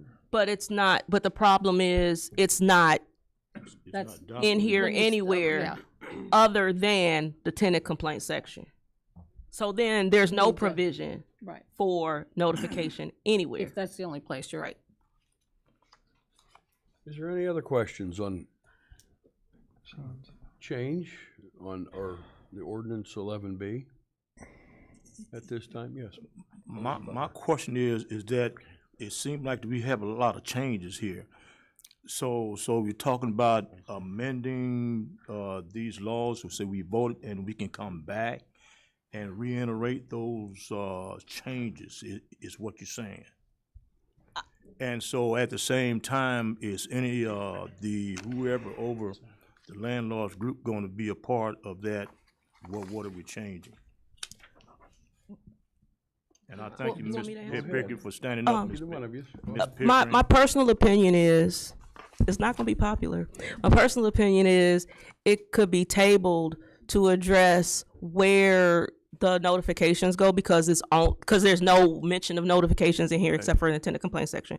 If there were mention of notifications everywhere else, I would concur with what the mayor said, but there's not. Exactly. So because of that, I would think that we could table it and bring it back. Now, the question becomes when, right? So if it's just a simple, let's just make sure that every time we notify the landlord, we notify the tenant, then I would say we bring it back in 2 weeks. If it's something more substantive where it is, we want to make sure that we incorporate the input of the Danville Landlords Association, then I think more time would be needed. Alderman Cooper. Well, I'm going to go ahead and make a motion to table it. I'll second. To the Public Services Committee for further discussion on April 22nd and bringing up the vote May 6th. You got a motion and a second. Motion. Alderman Ludwig. F4, 163.07 F4, it could be inserted into F4. Because at that point you say, upon completion of an inspection on 4, the code official shall prepare a written inspection report. The report shall include, but not necessarily be limited to, the following. You could say after written inspection report to be submitted to both the landlord and the tenant. I understand that. It also says in 16307 inspections generally, it says except as otherwise provided in this section, for any inspection, Chairman Poor just pointed this out, for any inspection conducted pursuant to this section 16307, the code official shall provide written notice to the tenant as well as the owner or local representative. The notice of inspection shall state a date and or time for the inspection that shall be no sooner or no more than 14 calendar days from the date when the notice is sent to the aforesaid. So it mentions, it does have state that the landlord will be, or that the owner or local representative will be notified, and it also says the tenant will be notified. That is in 16307F1. But that's inspections, that's not violations. Right. But it says in one, as she just said in 104, it says upon completion of any inspection, the code official shall prepare a written inspection report, and it says what it will include. And what they're saying is violation. that it will be provided to the, I'm gonna say we got a motion, we got a second. We got a second. Yeah, I Postpone was it. gonna. Right. So let's go ahead and postpone it and get all the cleanup done that we can. That gives us 2 weeks. Thank you. I guess, 4. He said Who Public knows? Services Committee. Public Services Committee for the For 2 22nd of April. Yeah, So it'll be 4 Public weeks. Services meeting, 22nd, put it on the agenda, full council, May 6th. Okay. All right. Chairman, who made the second? Butler. Alderman Thank Butler. Be the 28th then. Be 28th. 28. 28. Today's the first. Discussion. 114, 21, 28. Mhm. All right, so then we'll have a discussion on the amendment. Go ahead, Alderman. What I'm saying, all we're voting on tonight is just the retaliation part of this, which I think if we keep kicking this can down the street, we're never gonna get this done. We can add this, yes. We can add this later on, like she said, or we can add it now to that. But I think we need to get this retaliation in there for our tenants. What we voted on, this was, no, this not just the retaliation Well, part of there's this. a few other things in there, but. No, it's, no, no, we never removed what we passed last year. Yeah. What was changed recently, the most recent changes were retaliation, but the whole thing had not been voted on. All the stuff that you have that's not crossed out, that none of that had been voted on. That is not the current ordinance. All right, we've got a motion and a second in front of us. Mike, the date is the 22nd. Yes. Oh, today's the April- 1st. April 22nd. Right. And what is the today? 8th, the 15th, the 22nd. Yes. 115, 22. 29. The next, 29th would be, yeah. No, 29th is the 114. 5th, 29th The is the 22nd. fifth The Tuesday. 22nd. It's 22nd. It is today. 22nd and May 6th. April Fools. 22, That was you're my right. one. 1, 8, 15, 22. 22nd and May 6th, full council. On the amendment, yes. All right, I will need a vote on. Wait a minute. You had something No, to it's say? not about the amendment. Okay, sorry. I'll need a vote on the amendment. Roll call, please, on the amendment only. The amendment, just to clarify, is if you would be voting yes, you're voting to postpone voting on this. If you vote no, you're asking to be voted on this evening. Vice Mayor Teague, Yes. Williams, Yes. York, Yes. Cooper, Yes. Butler, Yes. Wilson, Yes. Wands, No. Bouchard, No. O'Kane, Yes. Iverson, Yes. Hoare, Yes. Streaming, Yes. Pickering, No. Ludwig, No. 10 yes. 10 yes, thank you. So it'll come back the 22nd of April. Thank you very much. 11C, we have a resolution authorizing the sale of a 1990 Pierce Dash Fire Apparatus 75-foot ladder truck to the Village of Tilton. Make the motion to approve and dispense with the reading and ask for your approval. I'll need a second, please. Second. Is there any questions on 11D's resolution? If not, roll call, please. Alderman Williams, Yes. York, Yes. Cooper, Yes. Butler, Yes. Wilson, Yes. Wands, Bouchard, Yes. O'Kane, Yes. Iverson, Yes. Hoare, Yes. Streaming, Yes. Pickering, Yes. Ludwig, Yes. Teague, Yes. 14 yes. 14 yes, the motion carries. Push to 11D, we have a resolution in opposition to Danville Correctional Center's motion to vacate permanent injunction restoring firing range. I would like to entertain a motion to dispense with the reading and move for its approval. And I will need a motion and a second, please. So moved. Second. Got a motion and a second. Is there any discussion on 11D's resolution? And just like the last meeting that we had, I will not be voting on this. I do have a request to clarify for the council people, a yes and a no vote. There was some question about that. Yeah. A yes vote would be support. It would be a yes vote would be in opposition to reopening the firing range. A no vote would be in support of reopening the firing range. If no other questions, then roll call, please. Alderman York, Yes. Cooper, Yes. Butler, Yes. Wilson, Yes. Wands, Yes. Pashard, Yes. O'Kane, Yes. Iverson, Yes. Hoare, Yes. Streeving, Not voting. Pickering, Yes. Ludwig, Yes. Teague, Yes. Williams, Yes. 13 yes. 13 yes, motion carries. 11E, we accept and place on file the city treasurer's report for April and May of 2024. My goodness, am I glad to see those dates. 24? Oh, my goodness. Yeah. I will need a motion to accept and place on file, and then I'll need a second. So moved. Second. Is there any discussion on accepting and placing on file the city treasurer's report? If not, all those in favor signify by saying aye. Aye. Opposed? The ayes have it. And item 11F is item information. I don't have anything more for you, Mayor. I'm done. Chairman, Yes, I'm sorry, Vice Mayor. I wanted to address something that was brought up at last week's committee and then also brought up at the podium, because the position of one of the things that I brought up at the committee meeting, because not everybody was there, I asked about the position of the Human Relations Administrator, specifically the job description, and what the changes were, because I knew that, I think the mayor had said publicly that he had planned to make changes, and so I thought that those changes would come before Public Services Committee. I don't know what. I was thinking I said Human Relations Committee. Public Services Committee. I thought that those changes would have come during the personnel section of the Public Services Committee to then be brought before council, and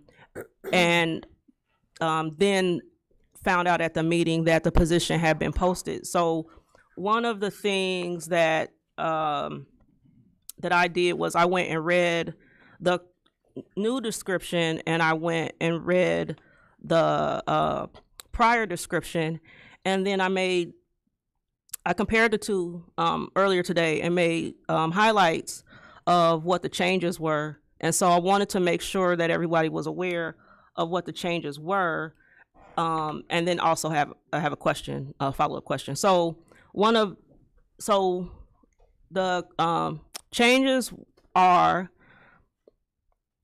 first, one of the things that's in here is the title includes to be the city's Disadvantaged Business Enterprise Liaison Officer. So one of the changes was the DBELO, that's what that stands for, has direct independent access to the mayor concerning DBE program matters. It also changed some changes in education. It had previously cited examples: paralegal or person with employment law experience, employee relations background that is certified as an EEO investigator and has the appropriate experience described herein is preferred. Minimum of 4 years experience was changed to 2 years of experience. Receives and investigates discrimination complaints, receives and processes police complaints as well as complaints regarding other city employees, handles, processes, and facilitates complaints between city employees and management, investigates, writes reports and issues finding on cases of discrimination in police city employee complaints, responsible for mediating and resolving landlord and tenant complaints, coordinates and directs the Hispanic Latino Advisory Committee. The examples of human rights issues were removed, so sexual harassment issues, cultural diversity, housing, etc. Program chair for MLK Scholarship Banquet and community-wide church service, which includes fundraising and planning events for a 2-day celebration. Provides assistance for citizens who need emergency assistance with quality of life issues regarding housing, code enforcement, food and rent, etc. Other issues that need immediate assistance, especially displaced tenants regarding rental housing condemned by the city. Serves as a resource for the community on human rights, civil rights laws, and issues.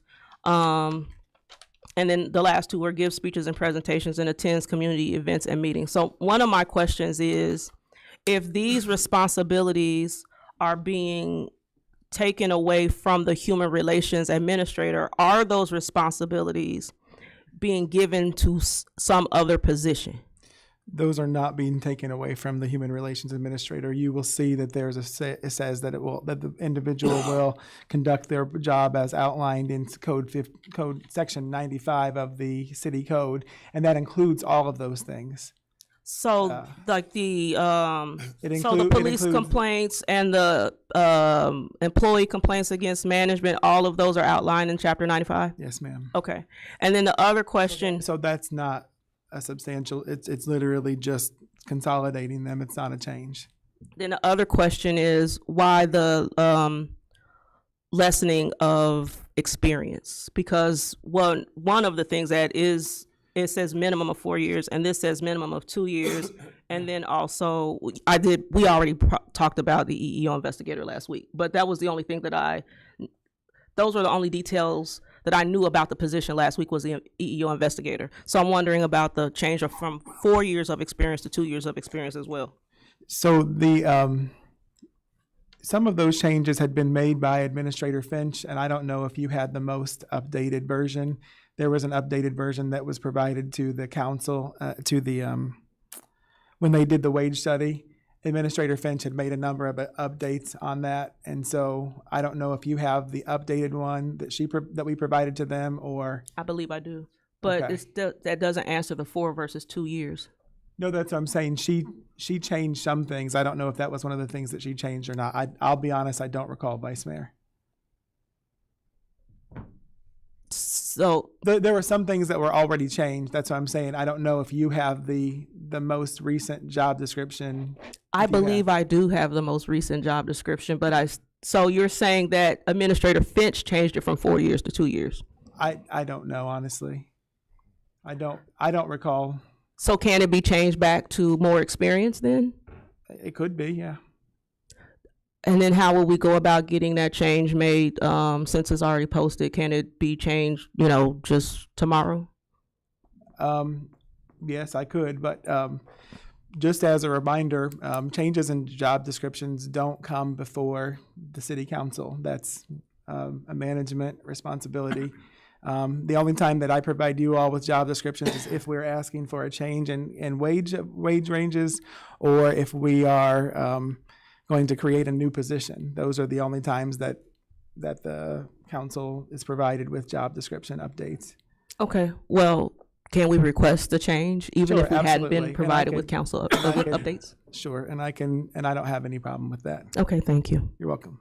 I asked, I need some clarification, because Alderman Teague, when she was talking about the responsibilities of that human relations administrator, she did mention that that the human relations administrator would deal with tenant or property owner tenant issues, And that's not in complaints. Chapter 95. And so that's where I think people are getting. Yeah. I'm asking for clarification on that, because my understanding of the human relations director position, it should be related to tenant and owner complaints related to discrimination. That's correct. Not just general. Yes. And so That's that has to be in that job description. So that was that's why the clarification, yes. Okay. But wait. Because it says there in Chapter 95 that if there is discrimination of housing, it Okay. outlines what that is, how you That investigate answers it. my question. Okay. Yeah. So then everything that it says is not in Chapter 95? No. So then there's some discrepancy then between Chapter 95 and what I just read? The housing complaint one is, I think that was something that Administrator Finch added on her updates that were given to the, when they did the wage study.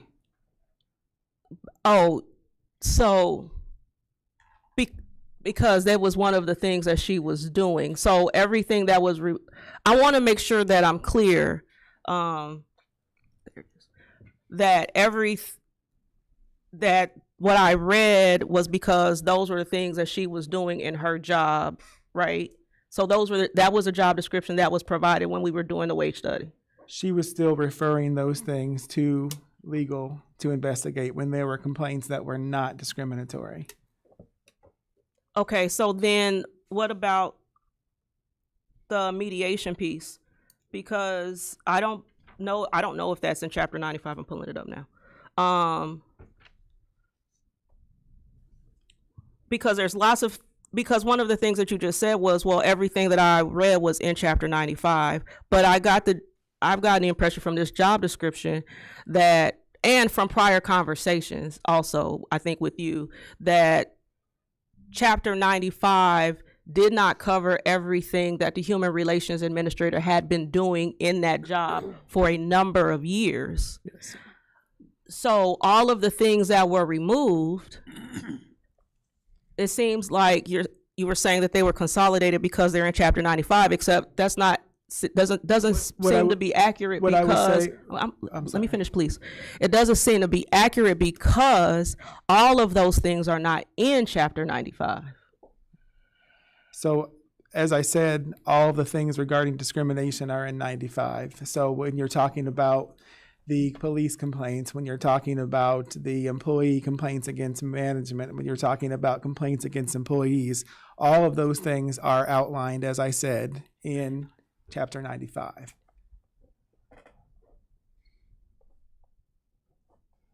I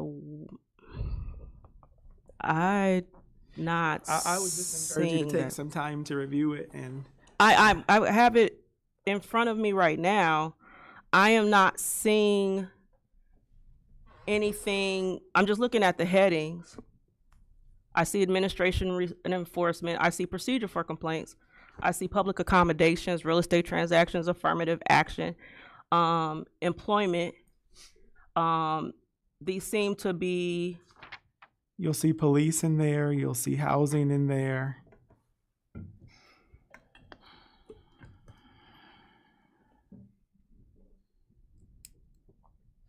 Let me search because I don't see police in here.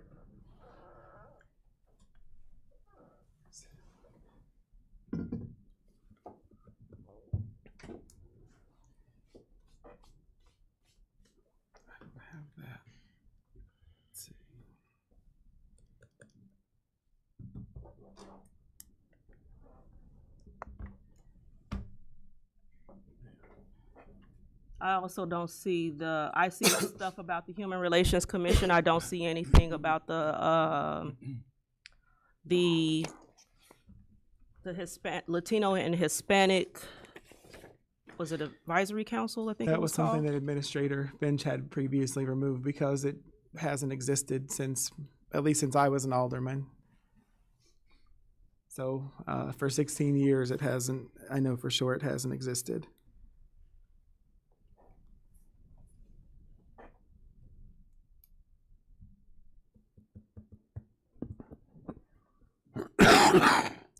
And while she's checking that out there, Mary, can I give some clarity as well? Yes, sir. Out of all that she had read of that person's job, I mean, that person is sent out to come and go as she please. And I'm wondering why, if she was doing her job, I mean, why would that person let go? Mr. Butler, as we previously... so she comes and goes is what I'm saying.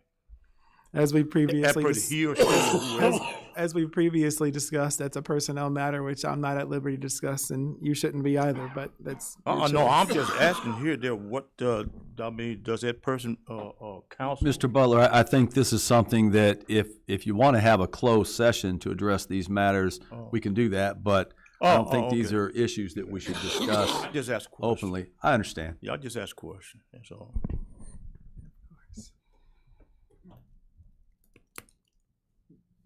Not finding it. So, in my mind, For example, it says to recommend equal employment opportunity and affirmative action policies, rules, and regulations which specify plans. where are you programs. reading from, sir? Yes, ma'am. From Human Relations Division 9504. A lot of those things that you're asking about are mentioned there.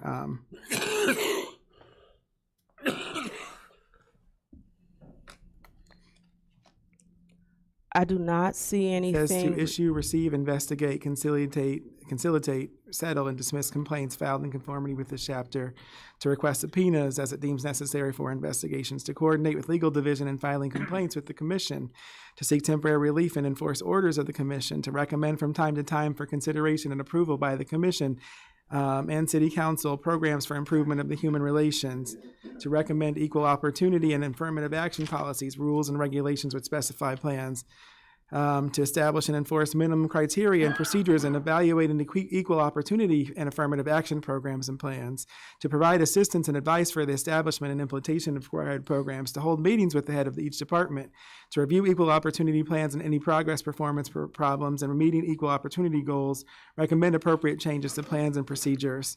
And then it goes on and it talks about employment. It talks about all of the different areas that we are. So as you can see, Chapter 95 is very, very descriptive. It is, yes, it absolutely is. I agree. And it does not say receives and processes police complaints as well as complaints regarding other city employees. It also does not say. It does somewhere, I can assure you. So my questions, so I don't find it. I would love for it to be found. I do not see anything referring to police. I see firefighters and, oh, wait a minute, law enforcement officer.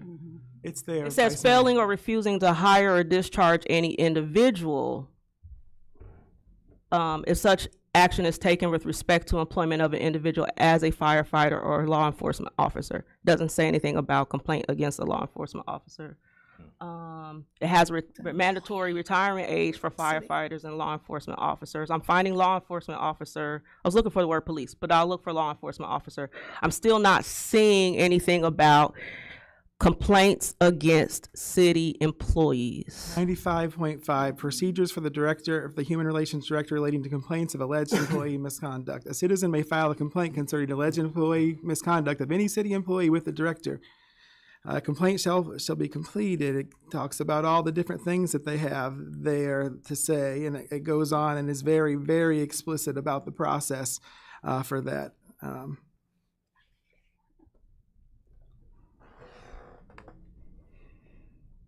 It's very, very explicit.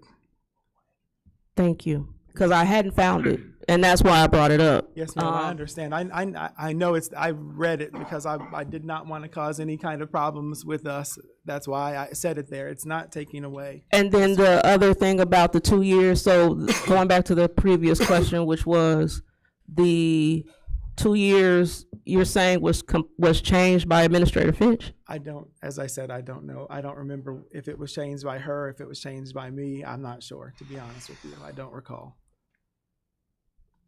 Because the document that I downloaded said it was written, and it could be just because of your aggregation was written on, it has a date. It was written, let's see, it was posted on the, I think it says the file name, because when I downloaded it, it told me the file name, and it said 321, which was before it was posted, because I think the posting said it was 328, but I didn't know it was posted until last Tuesday. So I think that I think one of the things that is critical for this position, as Alderwoman Brown pointed out previously, is the years of experience and the EEO investigator credential. Because one of the things that is concerning to me is if we have a person who's doing investigations who's not a trained investigator or doing credentials, that they could put the city in jeopardy.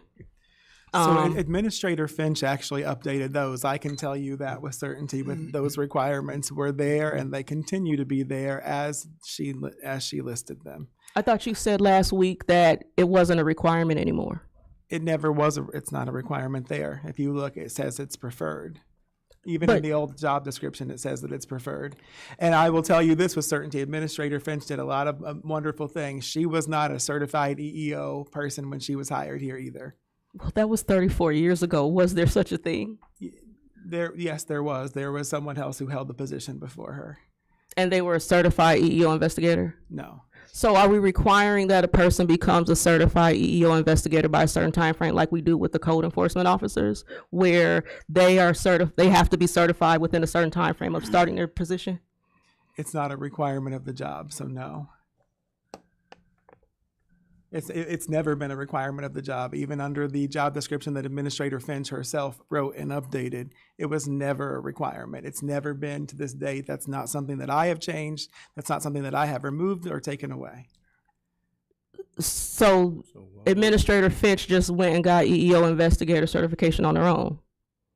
I don't know what or when she did, but Okay. all I'm telling you is that it's never been a requirement for the job, even under the job description that Administrator Finch herself wrote and updated. It's never been a requirement, and I have not changed that requirement.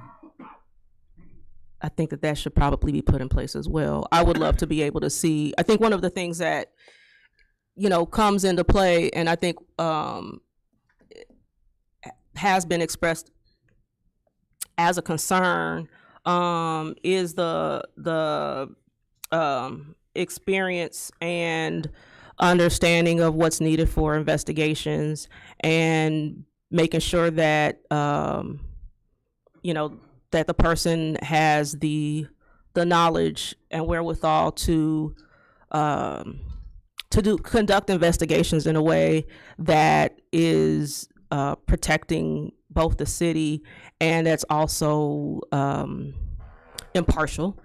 And so in the same way we have in code inspectors are required to meet a certain certification level when they go out and do code inspections, I would imagine that this position, especially because of the investigative nature of it, even though it wasn't required when Administrator Finch got it, she must have, or someone, maybe previous administration, I don't know, because I wasn't here, must have thought that it was a good idea for this position to be a certified investigator. And I feel like we would move backwards if we went from a certified investigator with almost 35 years of experience to a person who maybe doesn't have as much experience, but also doesn't have as much education. And so if we're going to give up the amount of time, let's say you go from 4 years to 2 years. Well, if you go from 4 years to 2 years, but you come with credentials, well, I think that credentials should mean something. And so having somebody in a position who is certified, I think would be very, very beneficial. So I think it should be a little bit tougher, especially because of the nature of the position and the legal and potential financial ramifications of the decisions that come from that position. Absolutely. Well, I can tell you that we were nearly subject to a number of legal and financial concerns. Anyways, I thank you for your advisement. I think that that Alderman York had. Yeah, I don't disagree with anything that Alderman Teague said, but then I think we would, with credentials, certification, and experience, you're going to have to pay that individual more at a starting rate than we would. I don't know. I need to go back and look at what the pay scale is, but I don't even know if we have. I don't know what the starting pay would be. But to get those things, which I think are necessary, we're going to have to compete financially. Because anybody that has that level of credentials and certification experience can probably go, wherever they want to find employment. So, yeah. Well, with the wage study, aren't we already competitive? Well, I would hope we would be, but that's what. Yeah, I'd have to look at the wage chart. That's what I'm. Yeah. The only thing I've got left is, Chief, you're back here in the corner. Is there anything you had to say? Because I overlooked you last week. I'm good. You're good? I'm good. Are you sure? He's on vacation. Come on. Oh, you're on vacation. Yeah, vacation. Well, we're sorry that you're here. Get here for you. Okay, thank you, sir. That's all I've got, Mayor. Thanks, Chairman. I appreciate you. At this time, we'll receive our Public Works Committee report. Chairman Poor. Thank you, Mayor. Well, I was going to take all these together, but I think I'll take them one at a time. Okay, let's do it. Now, if there's no objection, I'd like to take items 12A through D together. A is a resolution appropriating MFT funds for the maintenance of streets. B, appropriating MFT funds for the Voorhees Street Bridge. C is a resolution appropriating MFT funds for the Voorhees Street Bridge, and D is a resolution appropriating MFT funds for the Voorhees Street bridges. If there's no objection, take A through D together, move to dispense with reading, and ask for your approval, and need a second. Second. Okay, discussion, questions? Seeing none, roll call, please. Alderman Cooper? Yes. Butler? Yes. Wilson? Yes. Wands? Yes. Bouchard? Yes. O'Kane? Yes. Iverson? Yes. Poor? Yes. Streebing? Yes. Pickering? Yes. Ludwig? Yes. Teague? Yes. Williams? Yes. York? Yes. 14 yes. 14 yes, thank you. 12E is a resolution awarding the contract for bid number 769 for commercial and Washington roadway improvements. Move to dispense with reading, ask for your approval, need a second. Second. Any questions? Okay, roll call, please. Alderman Butler? Yes. Wilson? Yes. Wands? Yes. Bouchard? Yes. O'Kane? Yes. Iverson? Yes. Poor? Yes. Streebing? Yes. Pickering? Yes. Ludwig? Yes. Teague? Yes. Williams? Yes. York? Yes. Cooper? Yes. 14 yes. 14 yes. Okay, 12F is a resolution to approve the purchase of a new 2023 F-350 dump bed truck. Move to dispense with reading, ask for your approval, and need a second. Second. Dave, you're happy with this, right? Yes. Yeah. Okay, any questions? Roll call, please. Alderman Wilson? Yes. Wands? Yes. Bouchard? Yes. O'Kane? Yes. Iverson? Yes. Poor? Yes. Streebing? Yes. Pickering? Yes. Ludwig? Yes. Teague? Yes. Williams? Yes. York? Yes. Cooper? Yes. Butler? Yes. 14 yes. 14 yes, resolution passes. And any items of information? I do. Got a couple things for you guys. Number one, we had a project update meeting for Garfield Park project that was awarded a few months ago. And we've had project updates. They're getting things lined up with weather starting to break. They're planning on starting that on Monday. You'll start seeing some equipment around Garfield Park, some dirt work being done, that type of thing. We're very excited about that getting started. And so, yeah, we'll see a lot of action there. We are still pushing very hard to make sure that the football field's ready to be played on in the fall. The next update I have for you guys is coming back with an update on Breezy Tower and the status of everything there. So we've got there, you're going to start seeing some heavier equipment start being shipped in over the next basically the week of April 7th. And then starting on the 9th, we'll see some closures of just Vermilion after this meeting and understanding what has happened. So I had originally, just so that everyone's aware, I had originally been told in our pre-construction meeting, you know, hey, we don't know for sure, but we only think it'll be like a single lane closure. It sounds like for the initial part, upon further inspection of them getting really up close and personal with the county building, upon further inspection, they've decided that to be safe due to some of the structural integrity of the facade that's on the county annex, that both lanes and the sidewalk just in the width of the building of the county annex there along Vermilion, as they just get it back away from the road, they're advising us that it would be wise to go ahead and close all of that. So this is something, just so you guys know, fresh out of a meeting this afternoon, and I want to be clear, I haven't been able to reach out to the county to get all this information to them, so I want to be a little bit vague on a few things until I'm able to honor them with that information, and then we'll send out a press release with everything, and we'll make sure it's pretty clear. So that's on the 9th, though, is the Vermilion Street closures as they get into the annex. It sounds like then they'll have, that will be some big pieces of equipment doing that, but the even bigger piece of equipment will show up later in April, and they'll start the Breezy Tower demo. From the sounds of it, the Breezy Tower demo will involve a partial road closure there on Vermilion, and also sounds like a road closure on Main Street as well. They've got to go through the hoops of letting IDOT know, making sure detour routes are all, we already have all that generally agreed upon with IDOT, but those things have to get nailed down. So So just giving a project update. Right now, they are wrapping up asbestos the rest of this week. They said it might bleed over into next week to finish everything off, as they've gotten a few different additional items tested that appeared to be asbestos-containing materials. Depending on how tests come back there, they may have a little bit more to do, but should be wrapped up next week. So basically, the following week, you're going to start seeing transition from internal work to external work, where everyone's going to be able to get to see it. So a few items that I wanted to add, knowing that this is a exciting project for the community and people are very interested in just watching things happen.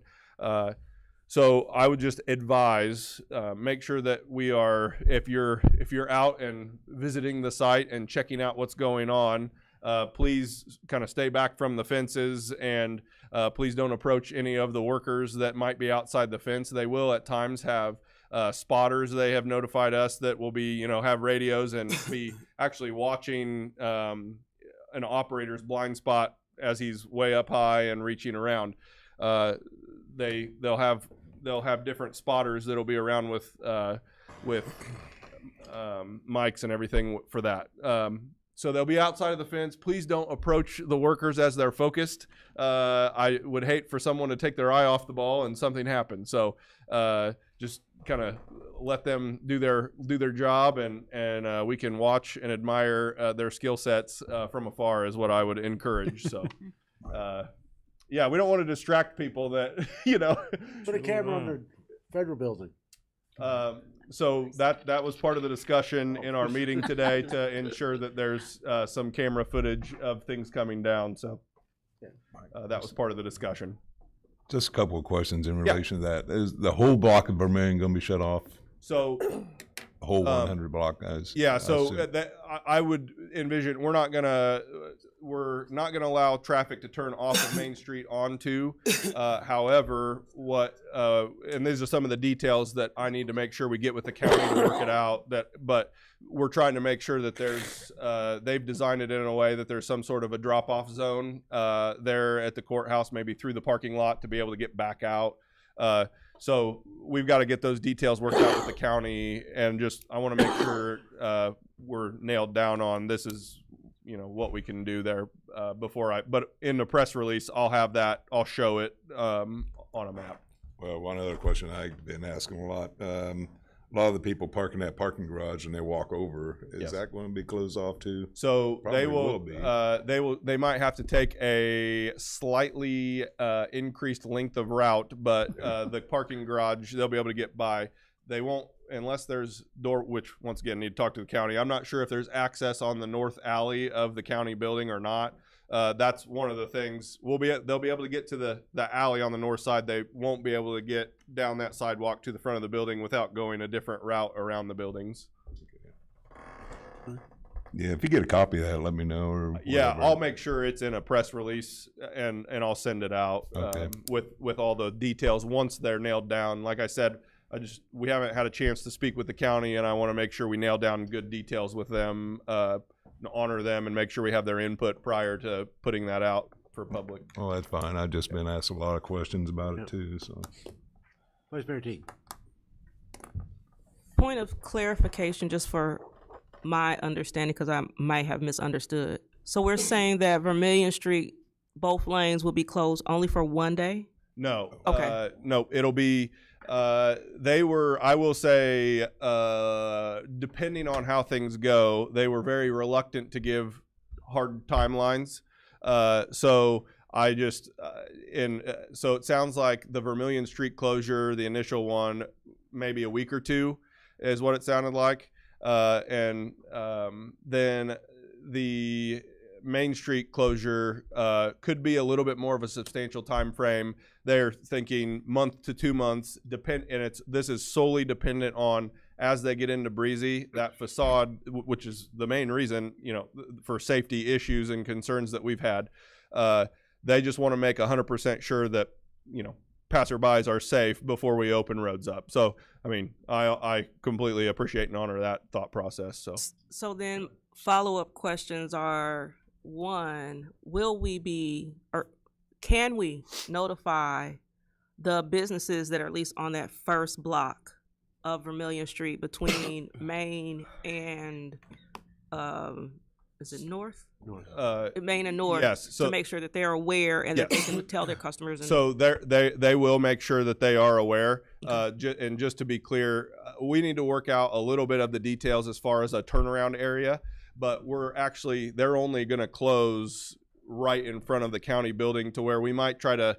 We'll try to get a turnaround area, and then everything north of that alleyway, the walkway there on the north side of the county courthouse building, everything north of that will be open. So actually, no businesses should be severely affected, other than there's one handicap spot that's going to be closed during that period that we'll have to make sure we get figured out. And we're going to send something to DDI as well, Vice Yeah. Mayor. That way they can notify they'll notify all their members too.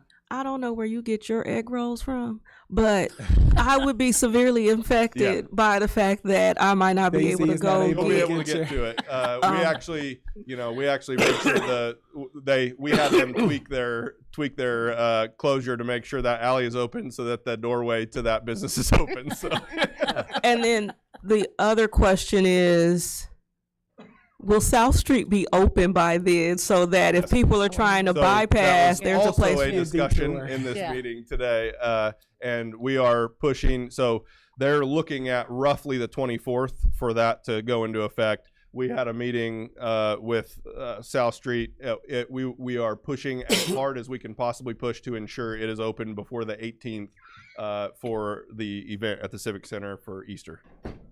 Oh, yes. Okay. So we want to make sure that we do everything we can possibly do, which it appears as of now, the contractor has assured us he feels like he can hit that time frame with some fluff in his schedule. But, we have a lot of weather coming in as well. Vice Mayor, pray for good weather. And then lastly, since we just brought up South Street, and I know you guys have already done some work, will Jackson Street be addressed? Because with all of the increased traffic, it is a minefield. Which portion of Jackson Street? Between Main and South. Okay. Yeah. We'll make sure it gets addressed. We will make sure prior to operation side of Public Works will ensure prior to that being used for a detour route that it is patched and cleaned up. I would also ask to take care of the light on Main Street in Jackson, coming off of south, because it's a long one. You'll wait and you'll wait and you'll wait. Okay. Yeah, there are times, because I go that way every day. There are times that I will go to Walnut just to turn right, even though it's out of the way, to avoid the light at Main and Jackson. Okay, so just to make note of some parameters, it's possible that there's a sensor that might be out that's just causing it to run on a timer. I don't know for sure, but I will say I have requested some changes in function and timings of lights in the past with IDOT, and they are reluctant to change timings. However, with this being a detour route of one of their main corridors, I would assume that they will likely be open to tweaking something during that time period. But we'll have to reach out to IDOT. That's controlled by them, not by us. But we will do our best to rectify that.